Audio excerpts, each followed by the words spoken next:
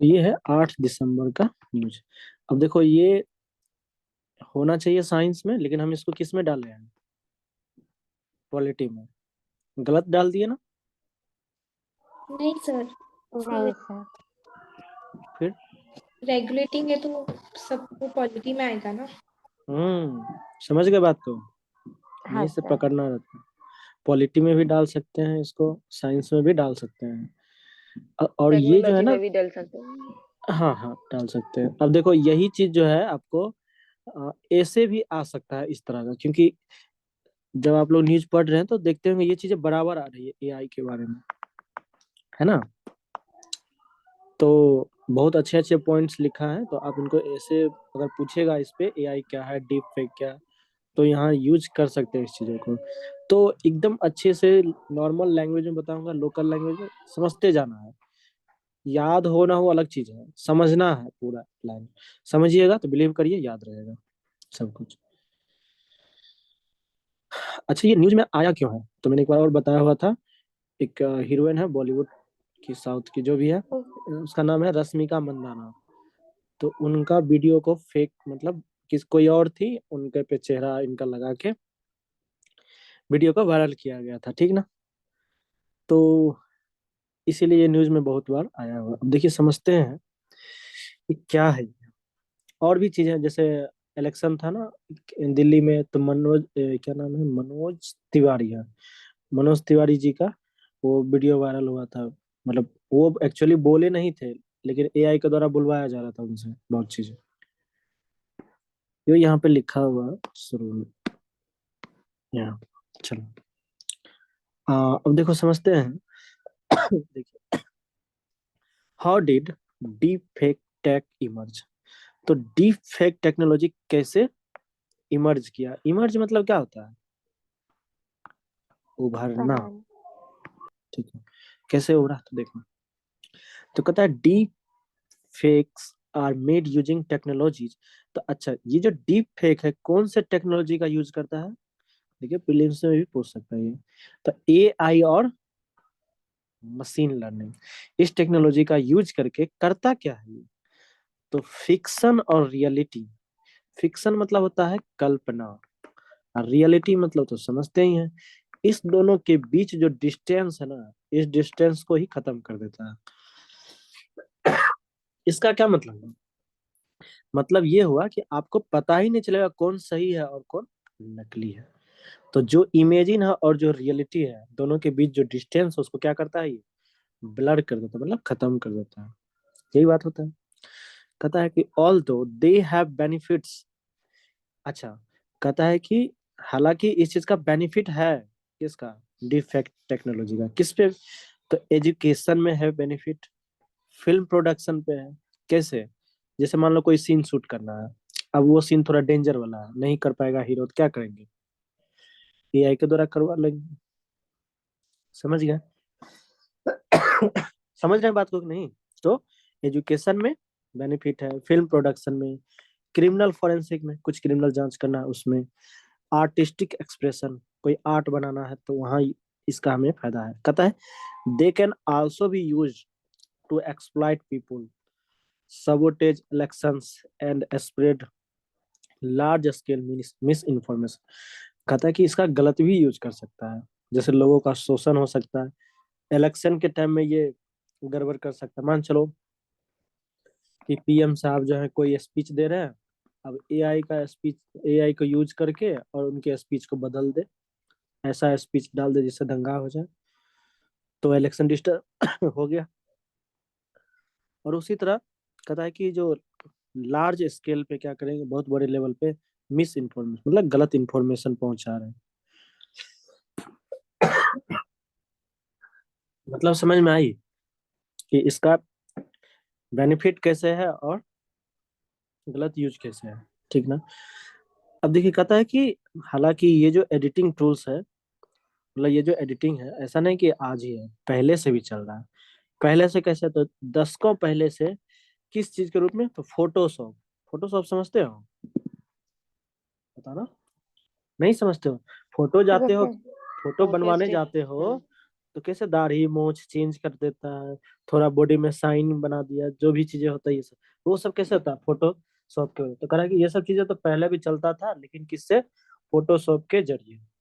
तो कहता है कि पहली बार जो ये डीप फेक टेक्नोलॉजी का यूज किया गया, कब किया गया था, तो एक रेडिट यूजर है, उन्होंने 2017 में क्या किया था, एक सॉफ्टवेयर लॉन्च किया था, एआई ड्राइवन सॉफ्टवेयर।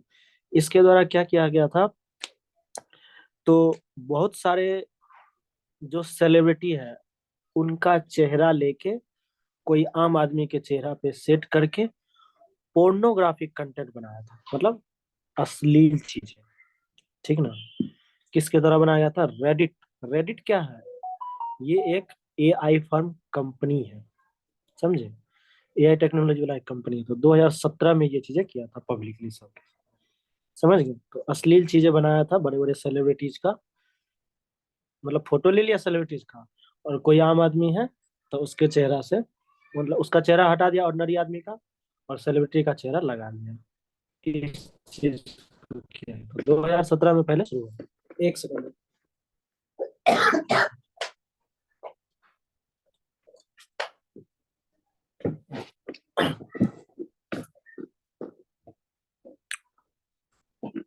यहाँ तक समझ में आई सबको, जल्दी बोलो, समझ में आई, बोलना यस है, सर। ठीक। अब कहता है now deep fake and fakes can easily be generated by semi-skilled and unskilled individuals by morphing audio visual clips and images। और देखिए ये क्या कहा है कि ये ऐसा टेक्नोलॉजी है डीप फेक कि जो सेमी स्किल है और अनस्किल है, मतलब जिसको आधी थोड़ी बहुत जानकारी है, मोबाइल तोबाइल चलाना, लैपटॉप चलाना, या किसी को कुछ भी नहीं आता चलाना, तो वो भी क्या करेगा, कॉपी पेस्ट तो जानता ही है हर लोग, वीडियो को कट करके पेस्ट करके, तो करे वो भी अब क्या करेगा, ऑडियो वीडियो चेंज करके या इमेज चेंज करके ये डीप फेक का काम कर सकता है। मतलब कि ऐसा टेक्नोलॉजी इसको कोई भी कर सकता है, तो ये तो गलत चीज है। फिर करा as such technology becomes harder to detect, more resources are now accessible to equip individuals against their misuse. अब कहता है क्या कि ऐसा टेक्नोलॉजी है ये कि इसको डिटेक्ट कर पाना क्या है, बहुत मुश्किल है, ठीक ना।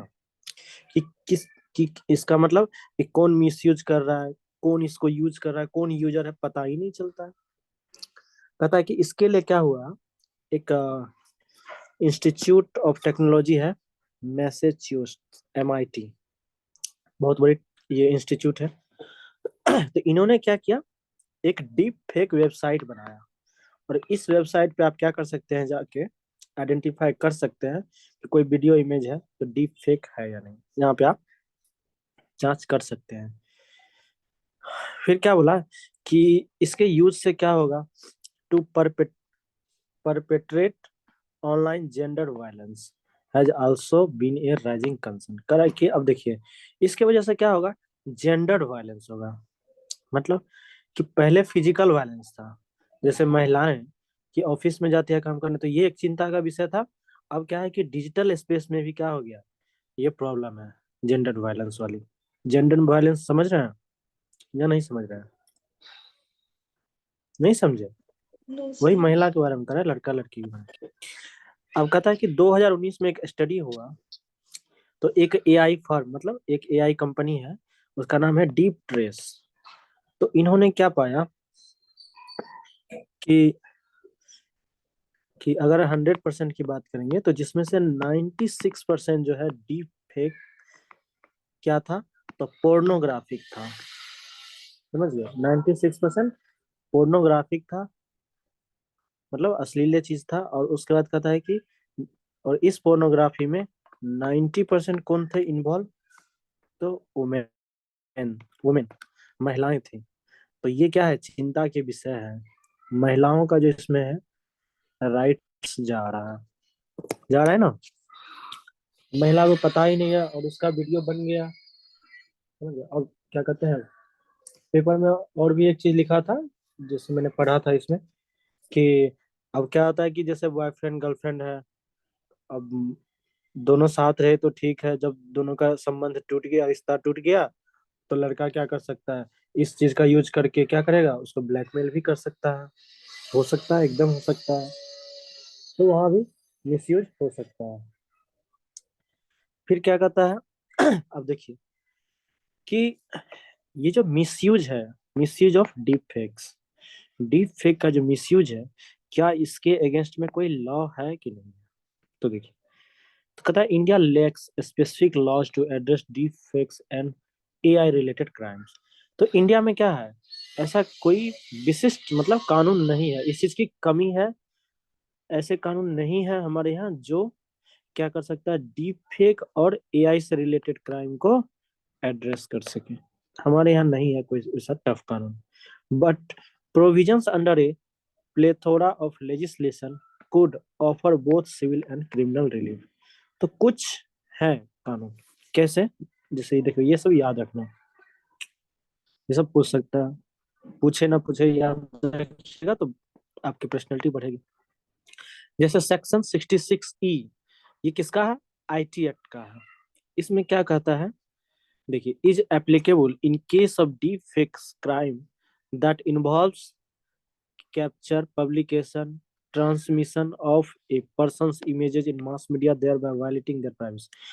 तो कहता है कि इस सेक्शन के अंदर क्या है कि अगर कोई व्यक्ति किसी का फोटो कैप्चर कर लिया, किसी का फोटो कहीं पब्लिश कर दिया, या किसी का फोटो ट्रांसमिट कर दिया, ठीक ना, किसी व्यक्ति का, और कहाँ पे, कोई मास मीडिया में, मतलब किसी प्लेटफॉर्म पे डाल दिए, तो उससे क्या है, अगर उसकी प्राइवेसी वायलेट हुई, तो ये क्या है, क्राइम है, किसके अंदर, section 66E of the IT act.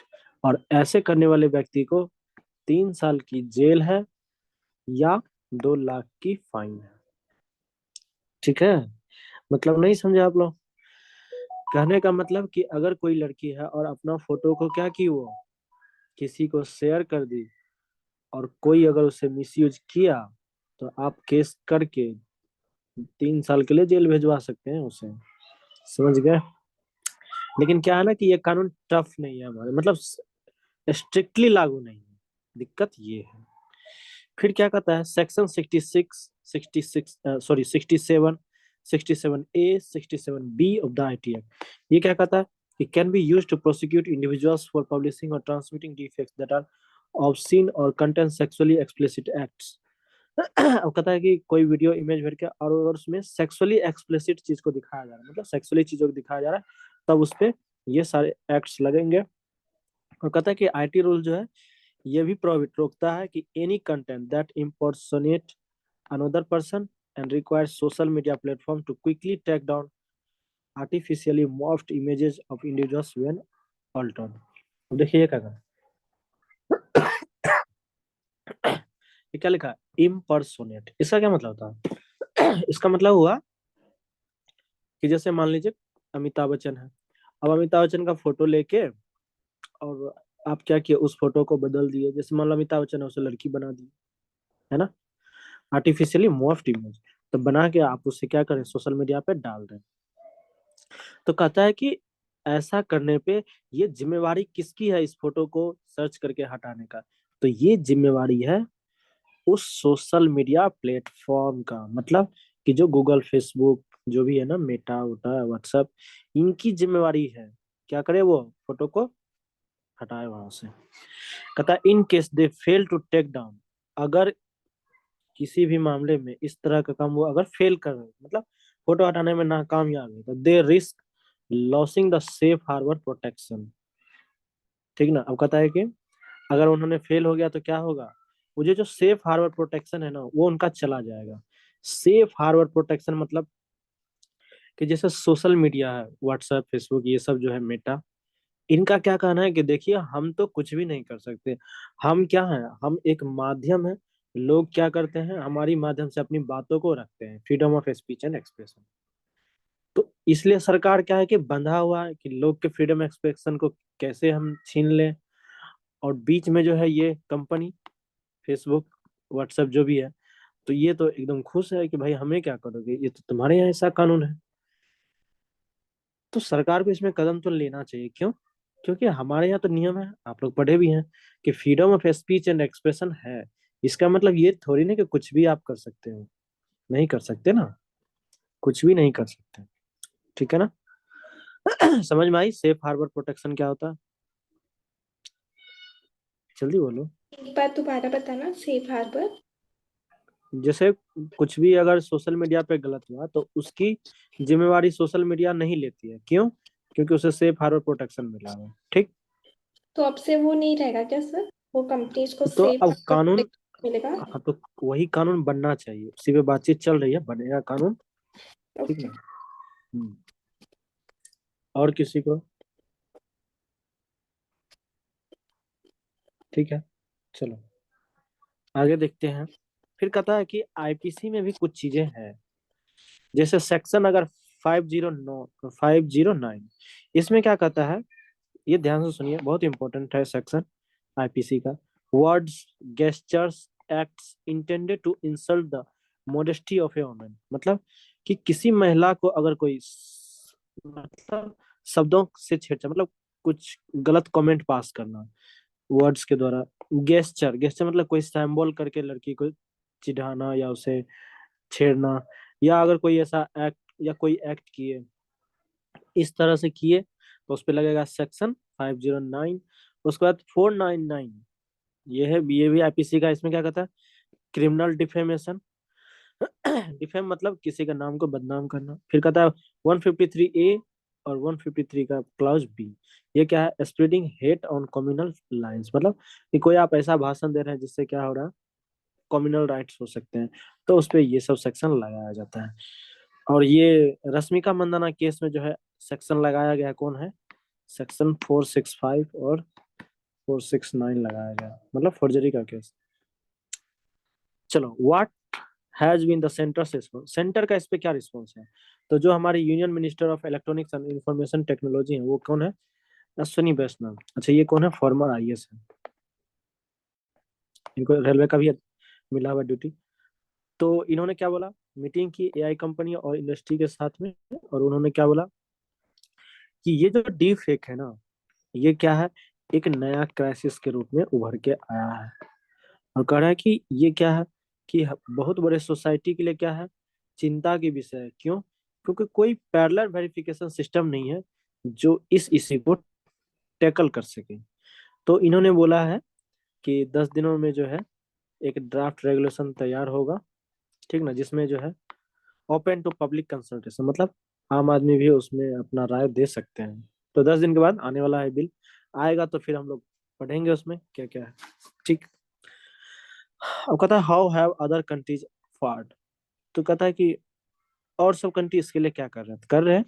जैसे यूएस के प्रेसिडेंट जो बाइडेन ने क्या किया, इन्होंने अपने एग्जीक्यूटिव को ऑर्डर दिया कि AI to manage its risk ranging from national security to privacy, कि नेशनल सिक्योरिटी से लेकर और प्राइवेसी तक ये सारे चीजों का मैनेज रिस्क जो भी है, मतलब एआई से रिलेटेड, उनको मतलब एग्जीक्यूटिव ऑर्डर कर दिया है कि आप इन पे मतलब अपना फोकस कीजिए या काम कीजिए।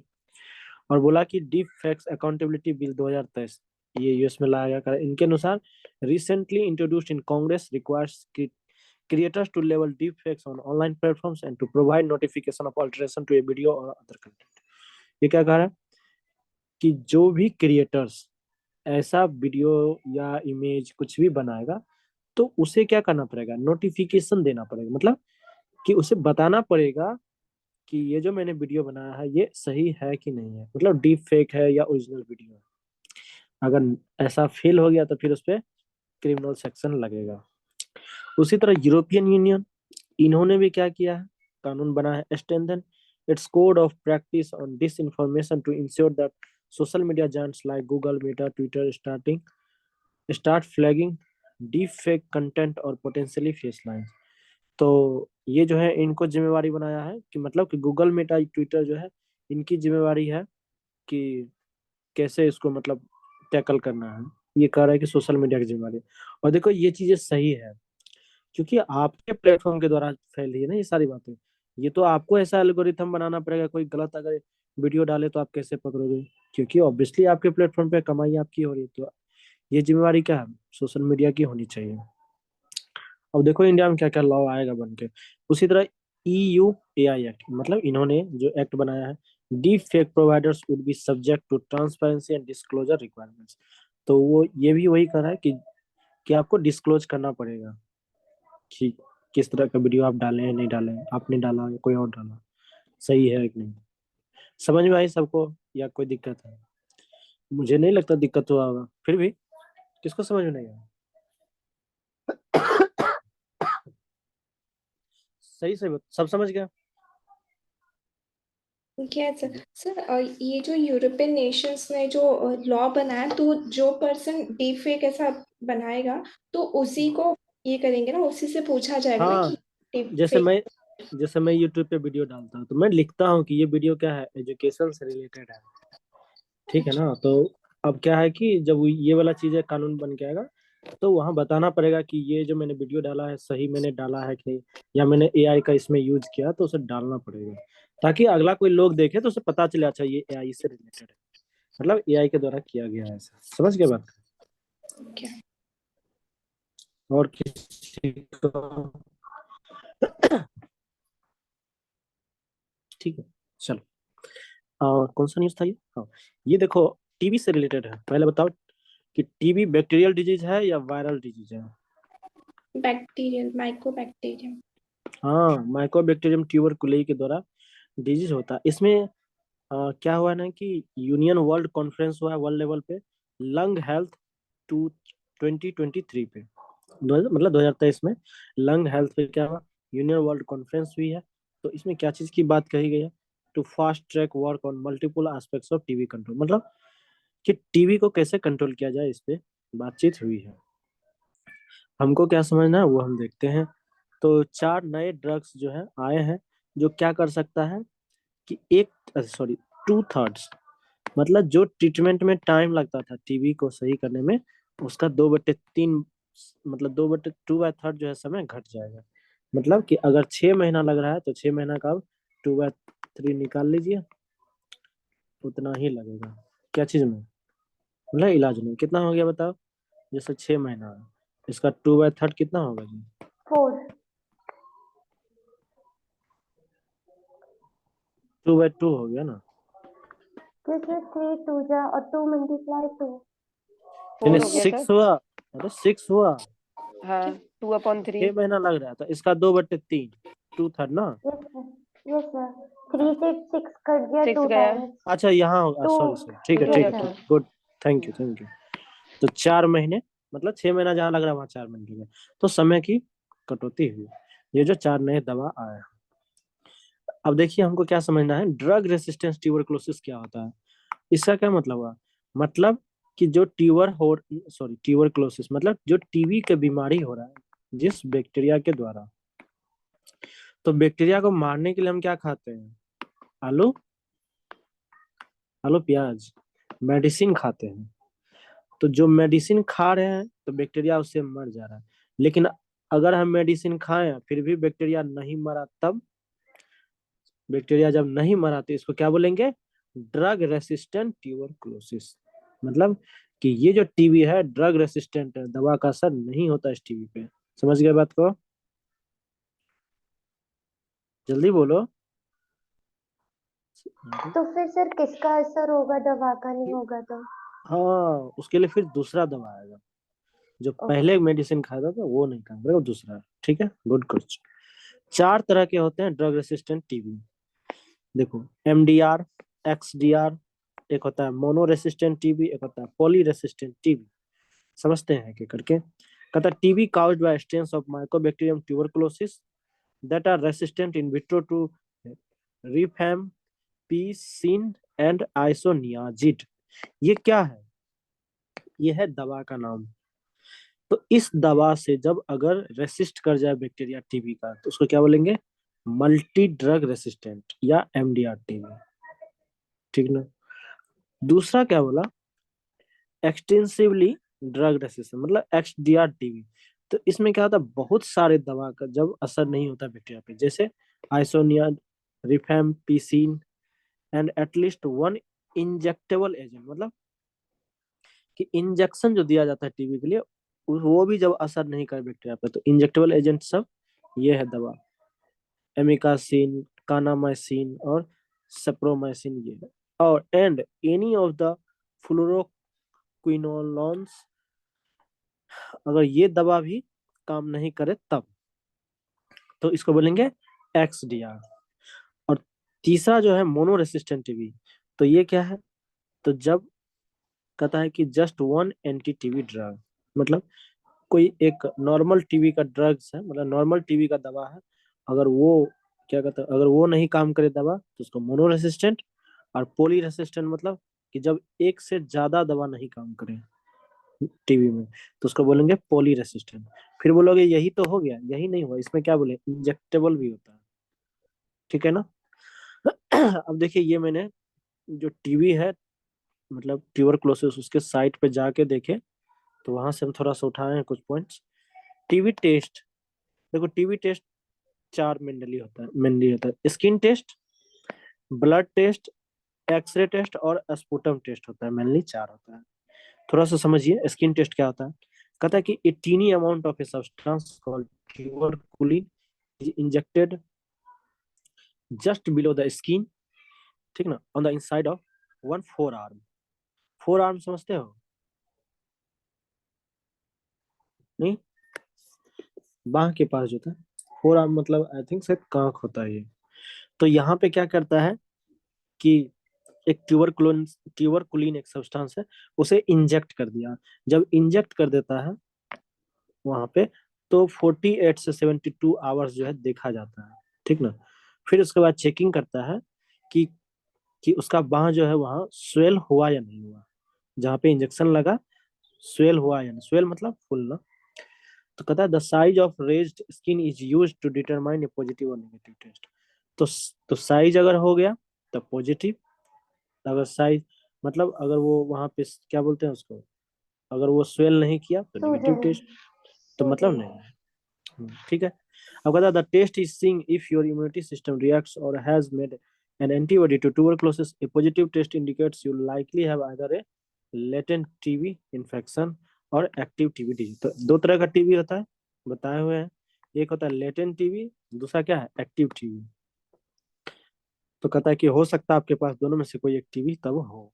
फिर क्या है, ब्लड टेस्ट। अच्छा, लेटेंट और एक्टिव क्या होता है, लेटेंट होता है मतलब बैक्टीरिया रहता है टीबी का, लेकिन वो एक्टिव नहीं होता, लेकिन जब इम्यूनिटी वीक होगा तब वो एक्टिव हो जाएगा। दूसरा ब्लड टेस्ट क्या है, तो एक ब्लड सैंपल लिया जाता है आपका, मतलब जिस व्यक्ति को अगर है वैसा शक है, उस पर डाउट है, उसका लैब में उसको टेस्ट किया जाता है। उसके बाद कहता है कि certain immune system cells can recognise tuberculosis. तो कुछ इम्यून सिस्टम सेल जो है उनको देख के पता लगा जाता है कि अच्छा टीबी है कि नहीं है। तो अगर पॉजिटिव टेस्ट आया तो मतलब वही चीज, या तो लेटेंट टीबी होगा या एक्टिव टीबी होगा। फिर होता है एक्सरे। एक्सरे कैसे, जो चेस्ट होता है ना, छाती सीना, इसका एक्सरे किया जाता है, और उस पे क्या होता है ना, जो लंग्स है हमारा, जैसे लंग्स ऐसे है, तो इसमें क्या होता है ना, छोटा छोटा जो है ऐसे, क्या कहते हैं, पैचेज होता है लंग्स में, ऐसे छोटा छोटा छोटा अगर पैचेज है मतलब टीबी है, एक्टिव टीबी। फिर स्पुटम, स्पुटम मतलब तो बलगम, समझते हो, जैसे खांसता है, कफ निकलता है ना, तो यस सर। बलगम, तो बलगम से टेस्ट करके पता लगाया जाता है कि टीबी है कि नहीं। ये चीजें जनरली सुनने को मिलता है लोगों को। और भी कुछ टेस्ट हैं, अदर लैब टेस्ट, ये इतना इम्पोर्टेंट है, जैसे सांस को देख के, ये सब चीजें नहीं है। यूरिन टेस्ट है भी, लेकिन मेनली जो है चार टेस्ट, ये बस दिमाग में रहेगा, मतलब चार टेस्ट है तो ये सब रटना नहीं पड़ेगा, याद ही रहेगा खुद ब खुद। अब देखिए ये क्या है, preparing for health emerging after flooding. जैसे आप लोग को पता है कौन सा साइक्लोन आया है, बताओ। हाँ, मिचोंग आया है। तो अभी कहाँ पे फैला रहा है ये, आंध्र प्रदेश तेलंगाना को बर्बाद कर दिया है। तो कहता है इंडियन मानसून जो है वो जो है साइक्लोन और फ्लड्स दोनों लाता है। अब देखो क्या, अच्छा ये चैप्टर है किस चीज का, पोस्ट डिजास्टर मैनेजमेंट, मतलब कि जब डिजास्टर आ गया, आपदा आ गई, तो उसके बाद कैसा मैनेजमेंट होना चाहिए। ये जीएस पेपर 3 में आता है, नोट कर लीजिएगा। अब देखो कहता है fearful and battered communities are left to cope with vector borne disease। कहता है इसके ये जो साइक्लोन आया, बाढ़ आया, इसकी वजह से क्या होता है, वेक्टर बॉर्न डिजीज होता है। मतलब पानी में जो बैक्टीरिया है, वायरस है, उसके द्वारा जो बीमारी होता है उसको बोलते हैं वेक्टर बॉर्न।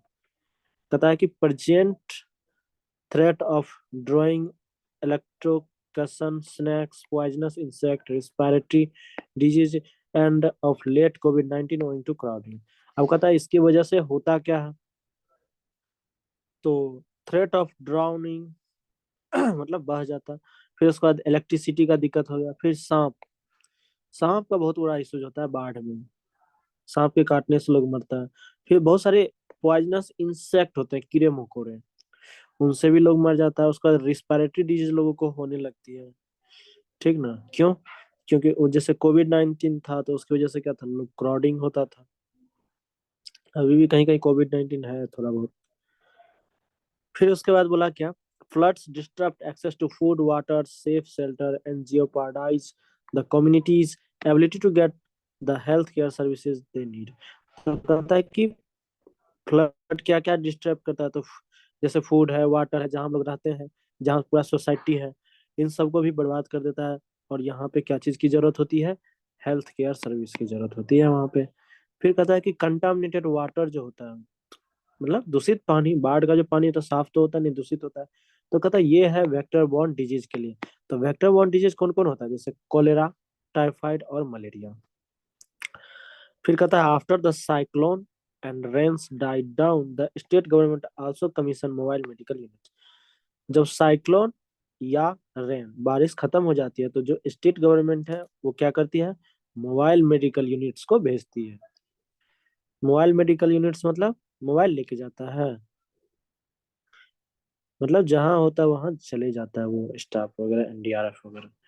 अब देखो कहता था units which included A doctor. अच्छा, इस यूनिट में क्या होता है, मोबाइल यूनिट में डॉक्टर होता है, स्टाफ नर्स होता है, सैनिटरी इंस्पेक्टर होता है और उनके असिस्टेंट होते हैं। कहता है ये लोग क्या करते हैं, will function all day in urban health centres for at least a week. तो एक सप्ताह तक जो है अर्बन हेल्थ सेंटर में ये लोग रुकते हैं। अर्बन हेल्थ सेंटर मतलब शहर में होता है कहीं कहीं हेल्थ सेंटर, वहां पे एक सप्ताह रुकते हैं। कौन, मोबाइल मेडिकल यूनिट। फिर कहता है acute diarrhoea disease and cholera can be prevented by ensuring safe water and sanitation. अब देखो क्या करा कि डायरिया और कोलेरा से अगर बचाना है लोगों को, तो क्या चीज का सुनिश्चित करना पड़ेगा, साफ जल और सैनिटेशन, मतलब हाइजीनिक चीजें मिले तब खाना पीना सही से। फिर कहता है क्या, दोज विथ सीवियर सिम्टम्स, अगर किसी के पास जैसे हो गया डायरिया या कोलेरा, सीवियर सिम्टम है मतलब बहुत गंभीर लक्षण है, तो उसके क्या होती है, रैपिड ट्रीटमेंट की जरूरत होती है, ठीक ना। विथ इंट्रावेनस फ्लूइड्स, मतलब जो वैन है ना, वैन नस जिसको बोलते हैं, उसमें इंजेक्शन देने की जरूरत होती है। और साथ में एंटीबायोटिक्स की जरूरत होती है, कहाँ, जहाँ पे सीवियर सिम्टम्स दिखता है। फिर कहता है in localities that have a high risk of cholera improved sanitation and oral vaccine have help. तो लोकल एरिया जो होता है, तो वहां पे क्या होता है, अगर कोलेरा का रिस्क ज्यादा है तो क्या करना पड़ेगा, सैनिटेशन और ओरल वैक्सीन, मतलब ओरल वैक्सीन से बचाया जा सकता है कोलेरा डिजीज से। ठीक है, चलो हो गया, कल मिलिए।